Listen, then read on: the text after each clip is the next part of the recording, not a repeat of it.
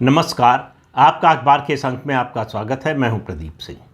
America ने एक नई धमकी दी है और धमकी ये है कि वो इकोनॉमिक बंकर बस्टर बम गिरा सकता है और इसकी वो तैयारी भी कर रहा है। ऐसा नहीं केवल धमकी है, इसकी तैयारी भी चल रही है। बम गिराएगा नहीं गिराएगा ये बात की बात है, लेकिन दो तीन बातें स्पष्ट हो जानी चाहिए। एक तो ये कि ये इसी साल मार्च में एक विधेयक सदन में आ चुका था और उसके अलावा अगस्त में इसको दोबारा लाने की तैयारी है। एक सेनेटर हैं लिंडसे ग्राहम, जो इस बिल के प्रणेता हैं, वही इसके लिए समर्थन जुटा रहे हैं। उनका कहना है कि उनको 84 लोगों का समर्थन प्राप्त है। बुधवार को वॉशिंगटन में उन्होंने एक न्यूज़ चैनल को दिए इंटरव्यू में कहा कि इसको अब राष्ट्रपति डोनाल्ड ट्रंप का समर्थन मिल गया है। मार्च में जब आया था तब राष्ट्रपति का समर्थन नहीं था, अब समर्थन मिल गया है और ये बिल अधिकार देगा राष्ट्रपति ट्रंप को कि वो चाहें तो इसके बारे में कोई डिस्क्रिशनरी फैसला ले सकते हैं या समान रूप से सबके ऊपर लागू कर सकते हैं। हम समझिए कि बिल में मूल रूप से है क्या। मूल रूप से है कि रूस से व्यापार करने वाले देशों, खासतौर से भारत और चीन पर, अमेरिका में इन दोनों देशों से जो सामान आएगा, इन देशों के अलावा भी हैं लेकिन मुख्य रूप से ये दो ही बड़े देश हैं, इनसे जो सामान आएगा उस पर 500% का टैरिफ लगा सकते हैं राष्ट्रपति डोनाल्ड ट्रंप। ये उनको अधिकार मिल जाएगा। वो करेंगे कि नहीं, जैसे टैरिफ के मामले में अभी तक हमने देखा जो कि वो केवल बार्गेनिंग के लिए इसका इस्तेमाल करते हैं, क्या ये भी एक बार्गेनिंग का तरीका है, वो साफ नज़र आता है। और क्या है उसको भी समझने की कोशिश करते हैं। इस बिल के ये पास होगा कि नहीं अभी तो ये भी नहीं मालूम, लेकिन इसके पास हो जाने से राष्ट्रपति डोनाल्ड ट्रंप को ये अधिकार मिल जाएगा। समस्या क्या है उनकी? ग्राहम ने कहा है कि ये दरअसल अमेरिका का इकोनॉमिक बंकर बस्टर बम होगा। अब अमेरिका इस बम को गिराएगा कि नहीं? जो असली बंकर बस्टर बम था वो तो ईरान पर गिराया, उनके 3 परमाणु ठिकाने जो थे बड़े, उन पर गिराया, लेकिन उसका परिणाम क्या हुआ ये अभी तक स्पष्ट नहीं हुआ है। लेकिन उस बात को छोड़ देते हैं, उस पर काफ़ी चर्चा हो चुकी है। ये जो है अब अमेरिका की परेशानी समझिए। डोनाल्ड ट्रंप अपने चुनाव प्रचार के समय से बोल रहे हैं और राष्ट्रपति बनने के बाद से, दूसरी बार जब राष्ट्रपति बने हैं, कि वो रूस और यूक्रेन का युद्ध 1 हफ्ते में ख़त्म करा सकते हैं। इसकी उन्होंने कोशिश की। पहले उन्होंने यूक्रेन के राष्ट्रपति व्लादिमीर ज़ेलेंस्की को अमेरिका बुलाया और अपमानित किया। उनको भोजन पर बुलाया, दोपहर का भोजन साथ होना था, नहीं करने दिया और वो लौट गए अपने देश। इसके बाद फिर दोनों में बातचीत शुरू हो गई, ये अलग बात है। और इस बीच में रूस से और ख़ास तौर से व्लादिमीर पुतिन जो रूस के राष्ट्रपति हैं, उनसे डोनाल्ड ट्रंप की बातचीत होती रही। एक बातचीत मतलब फ़ोन पर ही बात हुई, 2 घंटे चली और ट्रंप को ये उम्मीद थी कि सीज़ फायर हो जाएगा। दरअसल सीज़ फायर होने की जो शर्तें हैं, एक प्रस्ताव आया था कि टेम्परेरी सीज़ फायर हो जाए, जिसके लिए रूस तैयार नहीं हुआ। दूसरी बात, जिस बात के लिए रूस तैयार नहीं है कि हमने जो इलाके जीत लिए हैं उनको नहीं छोड़ेंगे। कोई भी शांति समझौता, युद्ध विराम होगा तो उस पर हम उस इलाके को नहीं छोड़ेंगे। अमेरिका का इंटरेस्ट है, ख़ासतौर से ट्रंप का इंटरेस्ट है कि यूक्रेन में जो रेयर अर्थ मिनरल्स हैं उनके खनन का अधिकार अमेरिका को मिल जाए। उनको लगता है बहुत बड़ा पैसा है। ट्रंप जो है हर जगह डील ही देखते हैं, व्यापार ही देखते हैं। तो इस समय उनकी नज़र, मैंने पहले भी कहा था कि उनकी नज़र रेयर अर्थ मिनरल्स पर है, जहाँ भी दुनिया में है, जिन देशों में भी है, हर जगह उनकी नज़र उस पर है, क्योंकि उनको मालूम है कि आगे की टेक्नोलॉजी, आगे का जो वैज्ञानिक विकास है, ख़ास तौर से टेक्नोलॉजी के क्षेत्र में, वो बहुत कुछ निर्भर करेगा रेयर अर्थ मिनरल्स की सप्लाई किसके पास ज़्यादा है या भंडार किसके पास ज़्यादा है। तो अब डोनाल्ड ट्रंप की दिक्कत ये है कि व्लादिमीर पुतिन पर वो दबाव नहीं डाल पा रहे हैं कि उनको बातचीत की मेज़ तक ले आए। युद्ध विराम तो बाद की बात है और उन पर यूरोप के देशों का दबाव है, नेटो के जो सदस्य देश हैं उनका दबाव है। दरअसल ये लड़ाई आपको भी पता है कि रूस और यूक्रेन के बीच में नहीं हो रही है, बल्कि ये रूस और नेटो के सदस्य देशों के बीच में हो रही है, जिसमें अमेरिका भी शामिल है, यूरोप के भी बहुत सारे देश शामिल हैं। ये सब मिलकर जो है रूस के खिलाफ, रूस को आर्थिक रूप से पंगु बना देना चाहते हैं। लेकिन दो देशों ने, और छोटे मोटे देशों ने किया, लेकिन दो बड़े देशों ने, भारत और चीन ने, अमेरिका और यूरोप की इस योजना में पलीता लगा दिया। दोनों ने रूस का कच्चा तेल खरीदने का फैसला किया, अमेरिकी और यूरोपियन सैंक्शंस के बावजूद। अमेरिका ने एतराज़ किया भारत से। भारत ने कहा कि हमारी जो ज़रूरतें हैं, ख़ास तौर से एनर्जी की जो ज़रूरत है, उसके हिसाब से हमारे लिए बहुत ज़रूरी है। और रूस सस्ते दर पर तेल दे रहा था, इसलिए भारत ने रूस से खरीद बढ़ा दी। फरवरी 2023 में जब ये युद्ध शुरू हुआ, उससे पहले भारत रूस से नाम मात्र को तेल इंपोर्ट करता था, कच्चा तेल। अब उसके इंपोर्ट का लगभग 44%, यानी आधे से थोड़ा कम, रूस से आता है। इससे भारत की इकॉनमी को फ़ायदा हुआ है और रूस की इकॉनमी को फ़ायदा हुआ है। अब उसी तरह से चीन खरीद रहा है। तो अब अमेरिका और यूरोप के देश कह रहे हैं कि रूस की जो वॉर मशीनरी है, उसको तो चीन और भारत चला रहे हैं, उसको आर्थिक मदद चीन और भारत दे रहे हैं।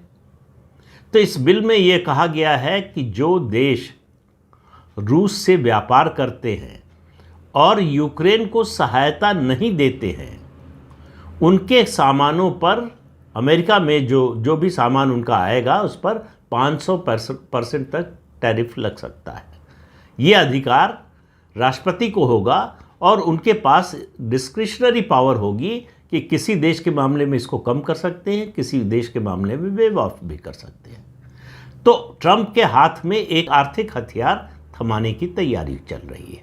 तो ये सेनेटर लिंडसन जो हैं, इन्होंने एक प्रेस कॉन्फ्रेंस में कहा कि भारत और चीन जो कर रहे हैं वो दरअसल एक तरह से रूस की अर्थव्यवस्था को बचाने का काम कर रहे हैं और युद्ध को चलाए रखने में रूस की मदद कर रहे हैं। उसी समय जब ये बातचीत हो रही थी, जब ये घोषणा उन्होंने इंटरव्यू में जब ये बात कही, तो भारत के विदेश मंत्री एस जयशंकर भी वॉशिंगटन में थे और वो, आपको पता है कि क्वाड देशों की बैठक के लिए वहाँ पर गए हुए हैं। उनसे सवाल पूछा गया इसके बारे में, तो उन्होंने कहा कि अमेरिकी कांग्रेस में जो भी होता है, अगर उसका असर भारत पर पड़ता है तो वो हमारे इंटरेस्ट का विषय है। जब उनसे सीधा सवाल पूछा गया ये 500% टैरिफ के बारे में, तो उन्होंने कहा जब वो समय आएगा तब देखेंगे। उन्होंने बात को टाल दिया। अब सवाल ये है कि अमेरिका और ख़ास तौर से ट्रंप की परेशानी ये है कि वो रूस को झुका नहीं पा रहे हैं। पहले यूक्रेन को नहीं झुका पाए, अब रूस को नहीं झुका पा रहे हैं। और अमेरिका और पूरे यूरोप की ताकत मिलाकर रूस को दबाने में, झुकाने में सफल नहीं हो पा रही है। ये फ्रस्ट्रेशन है अमेरिका और यूरोपीय देशों का। इसीलिए अभी जब नेटो के सदस्य देशों की बैठक हुई तो उसमें ये फैसला हुआ, सारे यूरोपियन देशों ने कहा, अमेरिका ने उन पर दबाव भी डाला कि आप अपना रक्षा बजट बढ़ाइए, केवल हमारे भरोसे मत रहिए। तो आपको मालूम है यूक्रेन को अमेरिका और यूरोप के देशों से हथियार भी मिल रहे हैं, पैसा भी मिल रहा है और दूसरी तरह की टेक्नोलॉजिकल मदद और इंटेलिजेंस इनपुट भी मिल रहा है। इस सब के बावजूद रूस की अर्थव्यवस्था को नुकसान पहुंचने की बजाय फ़ायदा पहुंच गया है, खासतौर से भारत और चीन ने जिस तरह से तेल का आयात किया है। तो अमेरिका को लगता है कि अगर भारत और चीन पर दबाव डालकर ये रुकवा दिया जाए, यानी रूस के तेल की खरीद रुकवा दी जाए, तो रूस पर बहुत भारी आर्थिक दबाव पड़ेगा और इस दबाव को वो झेल नहीं पाएगा, इसलिए वो बातचीत की मेज़ पर आ जाएगा। ये जो है दूसरे हाथ से कान मरोड़ने जैसा है। तो अमेरिका को लग रहा है कि ये नीति उसकी सफल होगी अगर ये बिल आता है, पास होता है। अभी ये केवल धमकी के स्तर पर है, ये चेतावनी है कि समझ जाइए नहीं तो हम ऐसा कर सकते हैं। लेकिन ट्रंप ने अपने को इस तरह का बना लिया है कि उनकी किसी बात पर किसी को भरोसा नहीं होता। वो सच भी बोल रहे हो तो झूठ लगता है, झूठ बोल रहे हो तो सच लगता है। पता नहीं चलता है कि वो कब सच बोल रहे हैं, कब झूठ बोल रहे हैं। दूसरा, वो जो कहते हैं वो करेंगे कि नहीं किसी को पता नहीं, और जो करेंगे उसके बारे में किसी को पता नहीं होता। तो इसलिए ये बात केवल दूसरे देशों की नहीं है, अमेरिका के अंदर भी, और ख़ास तौर से उनकी अपनी पार्टी रिपब्लिकन पार्टी में भी लोगों को कम समझ में आता है कि वो ट्रंप असल में करने क्या जा रहे हैं। तो एक साथ बहुत सी चीज़ें करना चाहते हैं, वो पूरी दुनिया को अपनी उंगली पर नचाना चाहते हैं, जो कि कुछ हो नहीं रहा है। इसलिए उनका फ्रस्ट्रेशन लगातार बढ़ता जा रहा है। तो उनके पास एक ही तरीका है, अमेरिका चूँकि दुनिया की सबसे बड़ी आर्थिक शक्ति है, तो अर्थदंड जो उनके हाथ में है उसको चलाकर सबको जो है झुकाना चाहते हैं। लेकिन उनको अंदाज़ा नहीं कि दुनिया बदल चुकी है। जिन देशों को झुकाना चाहते हैं वो देश बदल चुके हैं, उनकी नीतियां बदल चुकी हैं। अब हर चीज़ के दो पहलू होते हैं, हर सिक्के के दो पहलू होते हैं। ट्रंप के अधिकार में अगर ये अधिकार उनको मिल जाता है, 500% का टैरिफ लगा सकते हैं जो देश भी रूस से व्यापार कर रहे हैं उनके ऊपर। और हमारे विदेश मंत्री ने बड़ा स्पष्ट किया, उन्होंने कहा कि हमने अपनी ऊर्जा ज़रूरतों के बारे में अमेरिका को पहले ही अवगत करा दिया है। और केवल ऊर्जा नहीं, उन्होंने दो शब्द कहे, एनर्जी और सिक्योरिटी। हालांकि इसको एक्सप्लेन नहीं किया उन्होंने, लेकिन सीधा सा मतलब था कि हम तेल ही नहीं खरीद रहे हैं, रूस से हथियार खरीद रहे हैं और ख़रीदते रहेंगे, कि हमारी जो ऊर्जा की ज़रूरत है, एनर्जी की ज़रूरत है और हमारी सुरक्षा की जो ज़रूरत है उस पर हम कॉम्प्रोमाइज़ नहीं करेंगे। ये एक तरह का संदेश बिना इन शब्दों का इस्तेमाल किए हुए विदेश मंत्री एस जयशंकर ने वॉशिंगटन को यानी अमेरिका को दे दिया है। ये भी कह दिया कि हम इससे चिंतित ज़रूर हैं, लेकिन जब समय आएगा तब देखेंगे क्या करना है। तो मैं बात कर रहा था कि हर सिक्के के दो पहलू होते हैं। अमेरिका ये टैरिफ तो लगा सकता है, अगर अधिकार मिल गया डोनाल्ड ट्रंप को तो वो लगा सकते हैं, उनके पास शक्ति होगी। लेकिन इसका असर ज़रूर चीन और भारत पर पड़ेगा, और उसके अलावा जो भी देश रूस से व्यापार कर रहे हैं उन पर पड़ेगा। लेकिन ऐसा नहीं होगा कि अमेरिका पर इसका असर नहीं पड़ेगा। अमेरिका में जो भी सामान भारत से जाता है या चीन से जाता है, अगर 500% टैरिफ लगता है तो वो सामान अमेरिका में बहुत महंगा हो जाएगा, और अमेरिकी नागरिकों के लिए उनकी जो आर्थिक शक्ति है उसके बाहर हो जाएगा, उनके लिए उसको खरीदना नामुमकिन जैसा हो जाएगा। उसका असर ये होगा कि अमेरिका में महंगाई बढ़ेगी। और ट्रंप ने जो कुछ किया है, उनके जो फेड रिज़र्व के चेयरमैन हैं, यानी उनका जो सेंट्रल बैंक है उसके जो चेयरमैन हैं, उन्होंने तमाम घोषणाओं धमकियों के बावजूद, ट्रंप ने जितनी धमकी दी, घोषणा दी कि बदल देंगे चेयरमैन को, सब कुछ करके देख लिया, उन्होंने रेट कट नहीं किया। उन्होंने कहा ये जो आपने टैरिफ टेंट्रम शुरू किया है उसके कारण अमेरिका और दुनिया की अर्थव्यवस्था पर जो असर पड़ा है उसके कारण हम ये रेट कट नहीं कर सकते इस समय। तो एक तरह से उन्होंने सीधे इसके लिए दोषी ठहराया ट्रंप को। ट्रंप दोषी ठहरा रहे हैं फेड रिज़र्व के चेयरमैन को कि रेट कट की बहुत ज़रूरत थी और उन्होंने नहीं किया। अब वो कह रहे हैं कि हम नया फेड चेयरमैन लाएंगे और उससे ये काम कराएंगे। अब आगे क्या होगा पता नहीं, लेकिन इतना तय है कि ये जो असर पड़ेगा 500% टैरिफ का अगर होता है, तो मुझे लगता नहीं ट्रंप ये कर पाएंगे। तो अमेरिका में भारत और चीन से जाने वाला सामान बहुत महंगा हो गया, क्योंकि ये टैक्टिक्स जो है वो अपनाकर देख चुके हैं। एक मामले में, एप्पल फ़ोन के मामले में, उन्होंने धमकी दी कि अगर भारत में एप्पल फ़ोन का निर्माण करती रही कंपनी तो उस पर 20% या 25% कहा था टैरिफ लगा देंगे। एप्पल ने कहा कि ठीक है लगा दीजिए, तब भी अमेरिकी नागरिकों को वो सस्ता पड़ेगा। आपको ये बता दें कि अमेरिका में इस समय जो आईफोन बिक रहे हैं, और इस साल के आखिर तक लगभग 100% आईफोन जो अमेरिका में बिकेंगे वो भारत में निर्मित होंगे। और इस टैरिफ के बावजूद अगर ट्रंप ने लगा दिया तब भी वो सस्ते पड़ेंगे। तो इसलिए एप्पल पर कोई असर नहीं पड़ा। उन्होंने भारत में इन्वेस्टमेंट अपना बढ़ा ही दिया है, कम नहीं किया है। तो ट्रंप जो चाहते हैं वो हो नहीं रहा है, इसलिए उनका फ्रस्ट्रेशन और बढ़ रहा है। रूस और यूक्रेन के बीच के युद्ध को वो रुकवा नहीं पाए और उसके रुकने की कोई संभावना भी नहीं दिख रही है, बल्कि ऐसा दिख रहा है कि ये और बढ़ने वाला है, ये रुकने वाला नहीं है। सवाल ये है कि अमेरिका कब तक और कितनी मदद करेगा यूक्रेन की। यूरोप के देश कब तक और कितनी मदद करेंगे यूक्रेन की? ये ऐसा सवाल है जिसका जवाब डोनाल्ड ट्रंप के पास अभी नहीं है। तो वो भारत को धमकी देकर, चीन को धमकी देकर रूस से सौदा करना चाहते हैं, लेकिन ये इतना आसान नहीं है जितना आसान ट्रंप समझ रहे हैं। पहली बात तो इसको लागू करना मुश्किल है, दूसरे इसको अगर लागू कर दिया तो इसका नुकसान रूस, चीन और भारत को ही नहीं, अमेरिका को भी होगा। क्या राष्ट्रपति ट्रंप इस नुकसान को उठाने के लिए तैयार हैं? इसके कारण जो पब्लिक ओपिनियन उनके खिलाफ होगी उसको बर्दाश्त करने के लिए तैयार हैं, उसका मुकाबला करने के लिए तैयार हैं? ये सवाल है जिनका जवाब ट्रंप को ढूंढना पड़ेगा। उनके बहुत से सलाहकार हैं जो इसके खिलाफ उनको सलाह दे रहे हैं कि ऐसा नहीं करना चाहिए। पहले ही आप ये जो टैरिफ टेंट्रम है उसके कारण बड़ा नुकसान कर चुके हैं। उसमें दुनिया की पूरी अर्थव्यवस्था का नुकसान हुआ है और अमेरिका का भी नुकसान हुआ है। ऐसा नहीं कि उससे अमेरिका को कोई बड़ा फ़ायदा हो गया है। ट्रंप जो धमकी दे रहे थे कनाडा जैसे छोटे से देश को जो पड़ोसी है कि तुम्हें अपना 51वां स्टेट बना लेंगे, उसके खिलाफ भी कुछ नहीं कर पाए।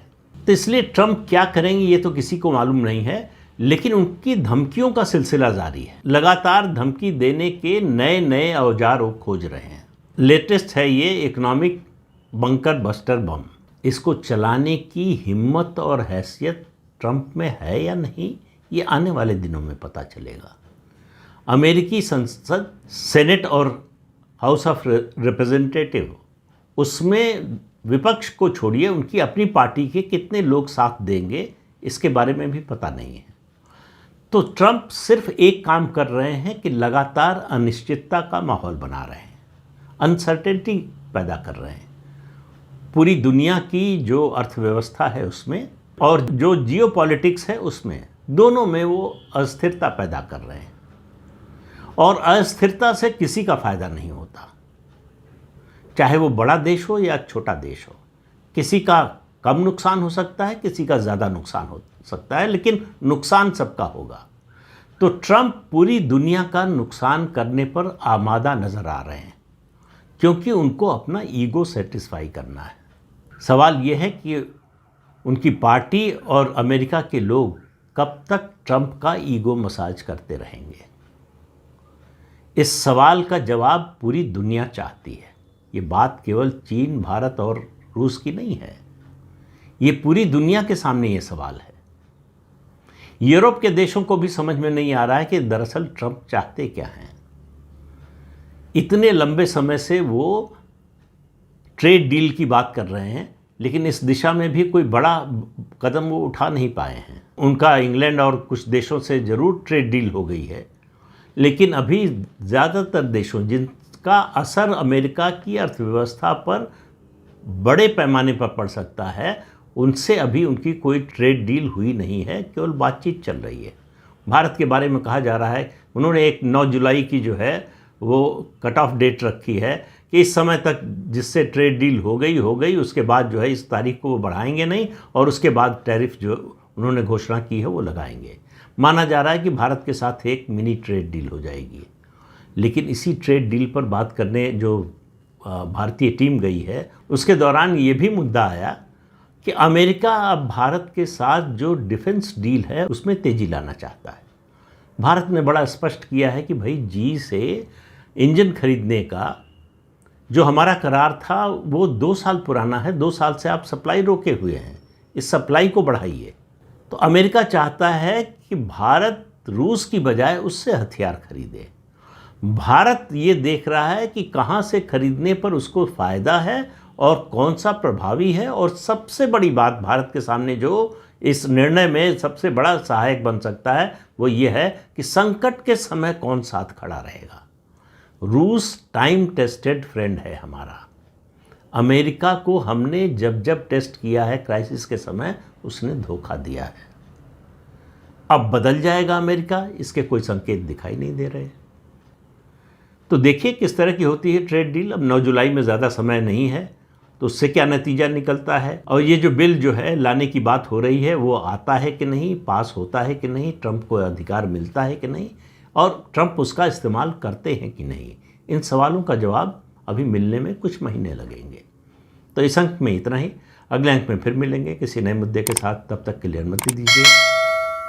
आपसे अनुरोध है कि ये चैनल देखिए, शेयर कीजिए, लाइक कीजिए और सब्सक्राइब ज़रूर कीजिए। नमस्कार।